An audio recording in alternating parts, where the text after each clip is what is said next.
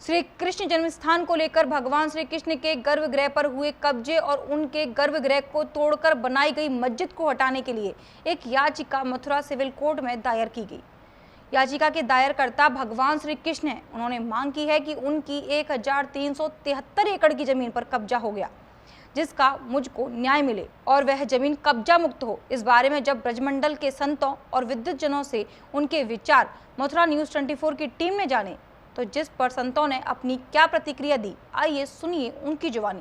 जी बिल्कुल सही की गई है, क्योंकि ये वस्तुतः कोई भी देश जब स्वतंत्र होता है तो सबसे पहले देश स्वतंत्र होने के बाद में अपने गुलामी के चिन्हों को मिटाता है।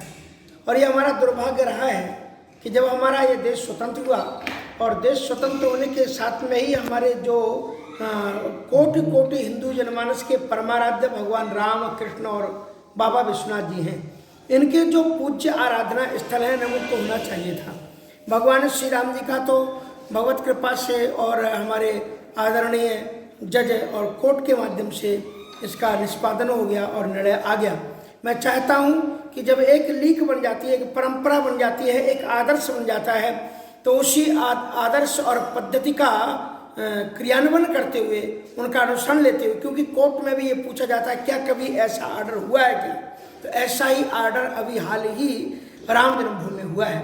और उसको मुद्दे रखते हुए, तो उसके मद्देनजर रखते हुए निश्चित रूप से जो हमारे नंदनंदन भगवान श्याम सुंदर की तरफ से जो आग्रह किया गया है कि उनकी 13.5 एकड़ भूमि में जो गर्भगृह था, वो जो कोटि जनमानस के परमाराध्य भगवान श्री कृष्ण, संपूर्ण विश्व में जिनकी मान्यता है, ऐसे भगवान श्री कृष्ण का इस देश में अगर उनका अपना घर नहीं मिलेगा तो किसके साथ न्याय होगा। इसलिए निश्चित रूप से भगवान श्री कृष्ण जन्मभूमि पर जो उनका 13.5 एकड़ भूमि थी वो मिलनी ही चाहिए।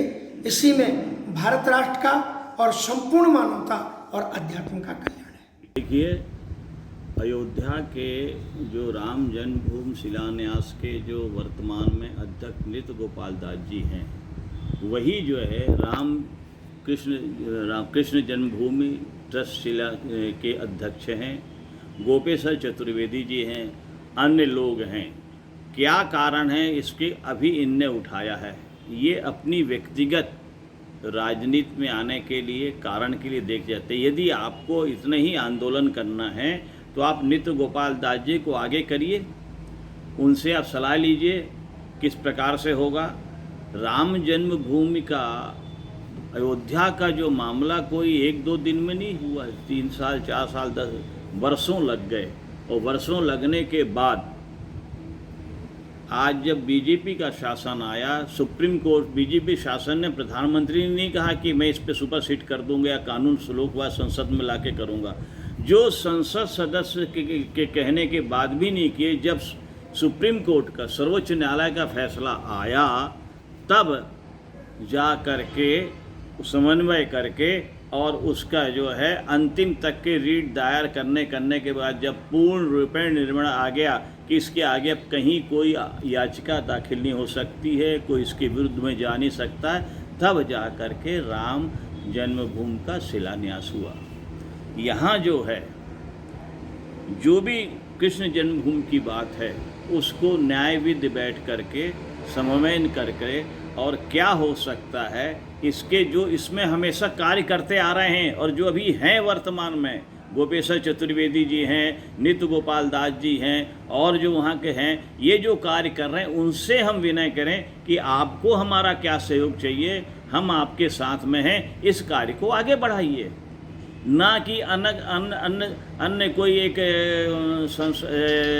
अपना दल बना करके या अपना प्रतिनिधि बना करके या अपनी समिति बना करके या अपना न्यास बना करके ये जो कार्य करना चाहते हैं, केवल में जनताओं को, भक्त को और संत को गुमराह करने की बात है, सिर्फ पेपरों में आने के लिए, लोगों के दिखाने के लिए और अपना प्रभुत्व दिखाने के लिए। तो प्रभुत्व मत दिखाओ, प्रभुत्व तो सिर्फ ईश्वर का होता है।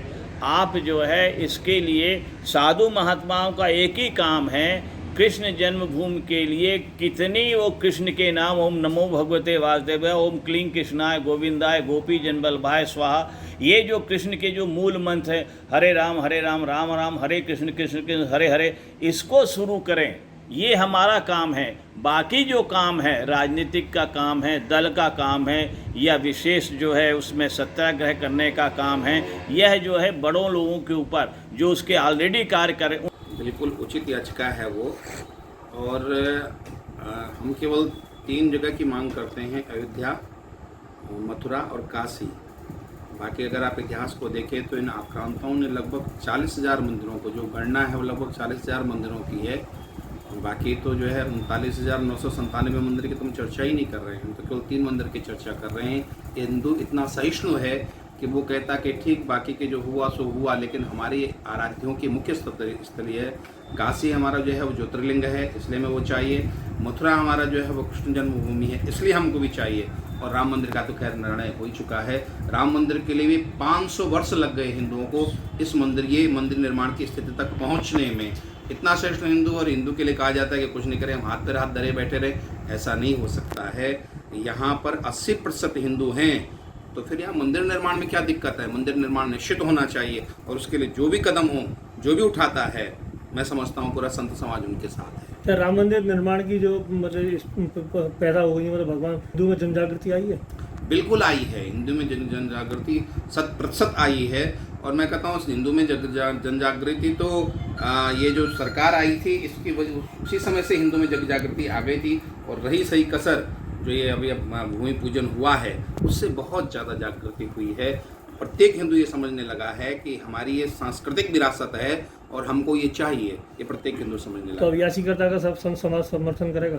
मेरे हिसाब से तो करता है, मैं तो खुले दिल से करता हूँ। और मैं समझता हूँ कि प्रत्येक संत समाज, प्रत्येक संत जो है इस बात का, संत क्यों, जो भी सनातन धर्मावलंबी है वो इस बात को चाहेगा कि कृष्ण जन्मभूमि पर, और मस्जिद क्या मतलब वहाँ पर इतना पूरा देश पड़ा है, तुम्हारी हजारों मस्जिद है, लाखों मस्जिद है, उससे हमें कोई, लगभग आज कहा जाता है कि 5 लाख मस्जिद भारत में हो गई है। हम उन मस्जिदों की बात तो नहीं करते हैं, हमें केवल एक मस्जिद से परेशानी है, 2 मस्जिदों से परेशानी है। एक है कि वो आपके काशी, और एक मथुरा, और खैर राम जन्मभूमि का तो निर्णय हो ही चुका है, उसकी तो कोई बात ही नहीं है। पर हम ये चाहते हैं कि 2 भी मुक्त होने चाहिए।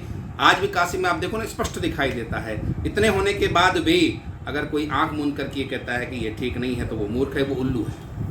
वो तो होनी चाहिए थी, क्योंकि जैसे राम जन्मभूमि को आतताइयों ने तोड़ करके और उस पर विदेशी आक्रांता बाबर ने उसी मंदिर के मलबे से वहाँ जो ढांचा बनवाया, ऐसे ही मूल जो जन्म स्थान है प्रभु का, वहाँ तो ढांचा खड़ा ही है, सब लोग देख ही रहे हैं, बचपन से हम लोग देख रहे हैं।